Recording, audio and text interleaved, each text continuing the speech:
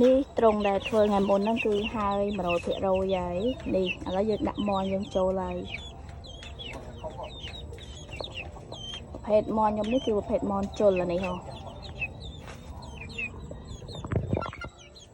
អានេះវាស៊ីឆ្អែតកលងរួញ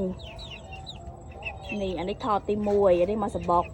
អានេះមកសបុកហើយអាមកសបុកនេះទៀតអត់តន់លៀនទេដោយសារតែវាទៅតែញាស់ទូចពេកអត់តន់បំបែកចេញពីម៉ែវាទេ3ថតអានេះដបូលសង្កសីនេះយើងយកសង្កសីចាស់ដែលមានស្រាប់យកមកធ្វើដោយសារយើងដាក់ខ្លួនឯងហ៎តែយើងមានសង្កសីចាស់យើងយកមកដាក់មកចាហើយនេះយកឡើងយើងដាក់ក្របមុងវាកុំឲ្យបុកខំ